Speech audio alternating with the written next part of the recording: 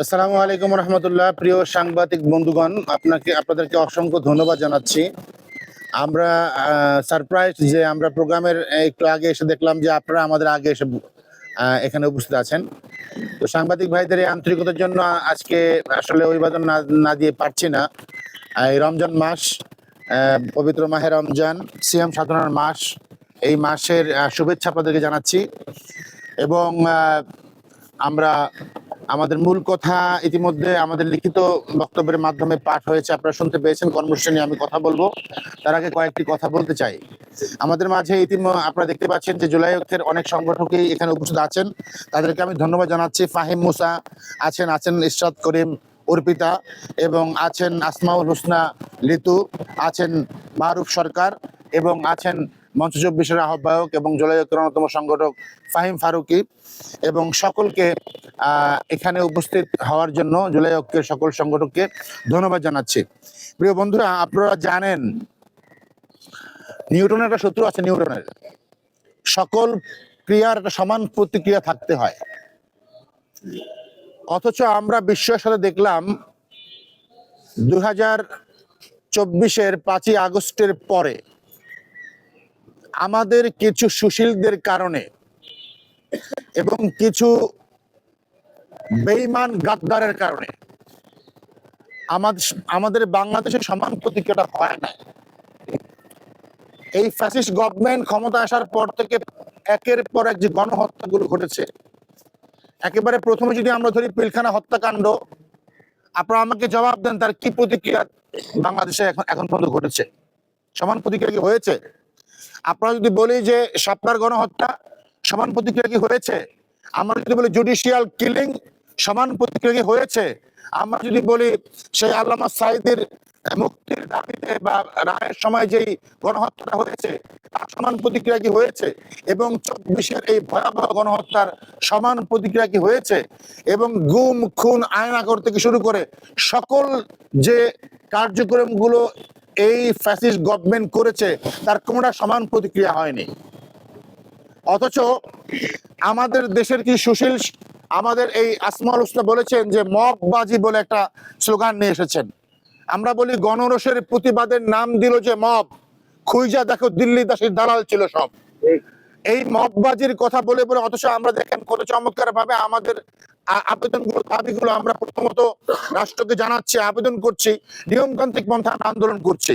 কিন্তু মববাজির নাম দিয়ে বারবার নতুন করে যে বয়ান প্রতিষ্ঠা করার চেষ্টা করা হচ্ছে, সেটা আরেক ষড়যন্ত্র এবং দিল্লি দাসের দালাল। তারা সেই ফাঁসিবাদের দালাল। প্রিয় বন্ধুরা, মূল কথা হচ্ছে যে এই যে শাহাবুদ্দিন চুপ্পু, এই লোকের আমল নাম আপনারা ভালো করে জানেন। উনি কি ছিলেন? সামান্য একজন উকিল থেকে শুরু করে উনি বিচারপতি, জজ, সেখানে তার যে আমলনামা আছে আপনাদের কাছে এখন সেই কথা বলতে গেলে সময় লাগবে। দুর্নীতির রেকর্ড আছে, এবং এরপরে তিনি দুদকের ডিরেক্টর হন, এরপরে তিনি ইসলাম গ্রুপের সম্পদের পাহারাদার হন। এমন একজন বিতর্কিত ব্যক্তিকে এবং এমন একজন দালাল, 5টা গোলামকে শেখ হাসিনা তার সকল অপকর্মের সাপোর্ট নেওয়ার জন্য প্রেসিডেন্ট বানিয়েছিল। জুলাই অভ্যুত্থানের পরে, জুলাই বিপ্লবের পরে প্রথম যে কাজগুলো আমাদের করণীয় ছিল তার মধ্যে 1 নম্বরে আমাদের উচিত ছিল এই ফ্যাসিস্টদেরকে তাড়ানোর পাশাপাশি এই শাহাবুদ্দিন চুপ্পুকে তাড়ানো। সেটা আমাদের রাজনৈতিক দলগুলোর এবং বিপ্লবী বন্ধুদের রাজনৈতিক ভুল থাকতে পারে, কিন্তু আজ অবধি যখন সাংবিধানিকভাবে আপনারা কোশ্চেন তুলছেন সংবিধানের, আমাদেরকে এই সরকার হাতির 5 পা দেখাচ্ছে। এই 5ই আগস্টের পরবর্তী নির্বাচনের পূর্ববর্তী সময়গুলোতে বলা হয়েছে সংস্কার কমিশনের নামে, যখন বারবার মিটিং হচ্ছে তখন বলা হচ্ছিল এটা সংসদে পাস করা হবে। এবং সেখানে আপনারা জানেন যে সংস্কার মানে যেখানে জুলাই সনদ লিখিত হয়েছে সেখানে 8 নম্বর যে পয়েন্টটা সেখানে স্পষ্ট উল্লেখ করা আছে যে অধিবেশনের প্রথম দিনেই শপথ বাক্য পাঠ করা হবে, দুটো শপথ পাঠ করা হবে। একটা হচ্ছে সংসদের সদস্যরা তাদের শপথ পাঠ করবেন, পাশাপাশি জুলাই সনদের শপথ পাঠ করবেন। কিন্তু বিস্ময়কর ভাবে যখনই নির্বাচনের 12ই ফেব্রুয়ারির পরে আমাদের এই পলিটিক্যাল নেতাদের, রাজনৈতিক দলের নেতাদের ভাষা পরিবর্তন হয়ে গেল। তাদের ভাষার মধ্যে কি পরিমাণ অবজ্ঞা, কি পরিমাণ অবহেলা ফুটে উঠেছে আপনারা নিজেদের চোখে দেখেছেন। মানে হলেও হতে পারে, এই হতে হবে, সেই হতে হবে, আগে প্রস্তাব আসতে হবে, সদস্যদের মানে সম্মতি আসতে হবে, তারপর হলেও হতে পারে, এমন ভাবে কথা বলছেন। আরেকজন যিনি বর্তমানে স্পিকার হয়েছেন জাতীয় সংসদের, তিনি বলেছেন এই গণভোটের কোনো ভ্যালুই নাই। এইভাবে অবজ্ঞা করে আমাদের এই জুলাই সনদের বাস্তবায়ন নিয়ে তারা তাল বাহানা করছেন। একইভাবে ফ্যাসিস্টের এই মানে দালালকে এখনো বসিয়ে রাখছেন। এখন আমার প্রশ্ন হচ্ছে, আমাদের প্রশ্ন হচ্ছে, এই যে ইমাম সাহেব থেকে শুরু করে ওই যে প্রধানমন্ত্রী থেকে শুরু করে মসজিদ ইমাম সাহেব পর্যন্ত পালিয়েছে, আর শাহাবুদ্দিন চুপ্পু পালাতে পারে না বলে তাকে রেখে দেওয়া হয়েছে। তাহলে তো মনে হচ্ছে 5ই আগস্টে যদি আমাদের বাংলাদেশের কোনো ফ্যাসিস্ট না পালাতো, তাহলে এই সরকার এবং এই সরকারের পদলেহনকারীরা এই সকলকে তাদের সব পদে বহাল রাখতেন এবং এই ফ্যাসিস্টদেরকে পদলেহন করতেন। তাহলে আমাদের বাংলাদেশ স্বাধীনতা সার্বভৌমত্বের কি মূল্য, এই 15 বছরের সংগ্রামের কি মূল্য, 16 বছরের অপশাসনের বিরুদ্ধে যে সংগ্রামী আমরা মানে ভাইয়েরা জীবন দিয়েছেন, রক্ত দিয়েছেন, তাদের সে রক্তের কি মূল্য রাখা হলো এখানে। প্রিয় বন্ধুরা, সে কারণে আমরা জুলাই ঐক্য, জুলাই যোদ্ধাদের প্ল্যাটফর্ম, জুলাই সংগঠনগুলোর প্ল্যাটফর্ম, ঐক্যের প্ল্যাটফর্ম, এখান থেকে আজকে সুন্দর ভাষায়, ভদ্র ভাষায়, আপনারা জানেন যে আমরা আওয়ামী লীগ নিষিদ্ধের জন্য প্রথমে ভদ্র ভাষায় আবেদন করেছি। এরপর যখন আওয়ামী লীগ নিষিদ্ধ করা হয়নি, যখন রাজপথে নামতে বাধ্য হয়েছে এবং আমাদের সেই আন্দোলনের মুখে আওয়ামী লীগকে নিষিদ্ধ করতে বাধ্য হয়েছে সরকার। তো আমরা ভদ্র ভাষাও জানি, আমরা আন্দোলনের ভাষাও জানি, রাজপথের সংগ্রামের ভাষাও জানি এবং আমরা জীবন দিতেও জানি। সেটা প্রমাণ করেছে 2024-এর 5ই আগস্টে। আমাদের এই 5ই আগস্টের পরবর্তী যে কর্মকাণ্ড, তৎকালীন ইন্ডিয়ান গভর্নমেন্ট আমাদের দেশের যে আইন শৃঙ্খলা পরিস্থিতির ব্যাপারে যে পদক্ষেপ রেখেছিলেন, সেই পদক্ষেপের ক্ষেত্রে আমরা দেখেছি অস্ত্র উদ্ধার করা হয়নি এবং লেভেল প্লেইং ফিল্ড গ্রাউন্ড তৈরি করা হয়নি। সে কারণে আমরা দেখলাম আমাদের মাঝ থেকে ওসমান হাদিকে হারাতে হয়েছে। আজ অবধি আমরা শহীদ শরীফ ওসমান হাদির বিচার পাইনি। এখন পর্যন্ত সেই বিচারের বাণী গুমরে কেটে মরে। প্রিয় বন্ধুরা, আমি আজকের এই মঞ্চ থেকে দাবি করব, শুধুমাত্র আমাদের এই জুলাই যোদ্ধাদের রক্তের যে ঋণ, তা শোধ করার জন্য আমরা ক্ষমতায় বসেছেন। আজকে যারা সংসদে ভাষণ দিচ্ছেন, কথা বলছেন, তারা সকলেই এই জুলাই যোদ্ধাদের কাছে ঋণী। অতএব আপনাদের প্রথম যে ভূমিকা থাকা উচিত সেটা হচ্ছে এই ফ্যাসিস্ট সরকারের পদলেহনকারী ফ্যাসিস্ট সরকারের, আপনারা জানেন যে আমরা ইতিমধ্যে আদালতের মাধ্যমে রিটও করিয়েছি এবং এই প্রেসিডেন্টের বিরুদ্ধে। তো আমরা আপনাদের কাছে বলবো যে সকল পথ অবলম্বন করে কিন্তু আমরা দাবি উপস্থাপন করছি।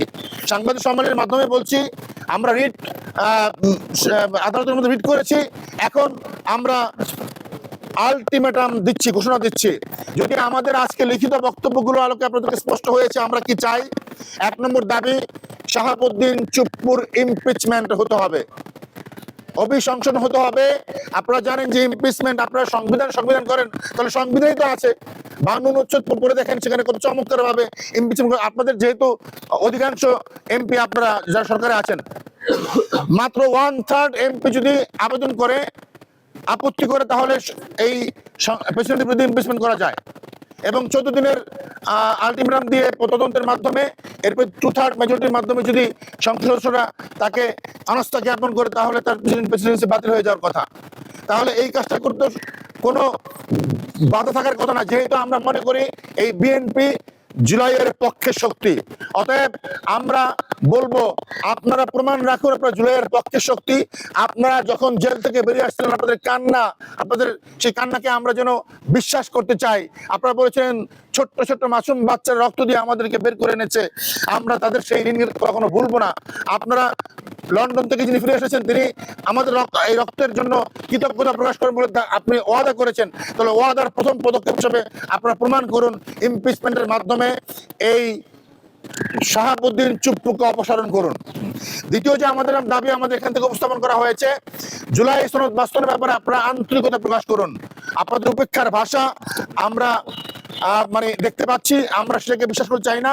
আইন সংস্কার পরিষদের শপথের মাধ্যমে আপনারা এটাকে সাংবিধানিক বৈধতা দান করুন এবং সবার আগে বাংলাদেশের জুলাই সনদ বাস্তবায়নের পথে আপনারা আগান। কারণ জুলাই সনদ মানে 24-এর পরে বাংলাদেশের মুক্তির সনদ, জুলাই সনদ মানে স্বাধীনতার সনদ, জুলাই সনদ মানে সার্বভৌমত্বের সনদ, জুলাই সনদ মানে আধিপত্যবাদের বিরুদ্ধে স্বাধীন বাংলাদেশের সনদ। অতএব এই সনদ বাস্তবায়ন করতে হবে এবং সর্বশেষ শহীদ শরীফ ওসমান হাদির হত্যার বিচার আমরা দেখতে চাই।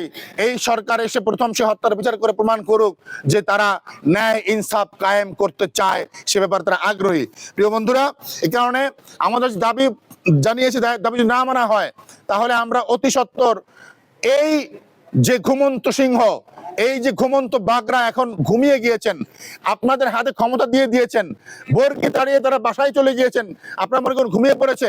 আপনারা যদি এই জুলাইয়ের পক্ষে অবস্থান না নেন তাহলে এই সিংহরা আবার মাঠে নামে আসবে এবং এই জুলাই ঐক্য শক্তিকে একত্রিত করে আমরা আবার মাঠে নামবো এবং দাবি আদায় করে ছাড়বো ইনশাল্লাহ। প্রিয় বন্ধুরা, আমাদের কর্মসূচি আমরা জানাচ্ছি, আমরা আপাতত যে কর্মসূচি করছি এই আন্দোলনকে সামনে রেখে জুলাইয়ের সব সংগঠনকে সক্রিয় করার জন্য এবং একীভূত করার লক্ষ্যে আগামী 25শে মার্চ 2026 পর্যন্ত সংগঠনের সকল সংগঠনকে আমরা একীভূত করব।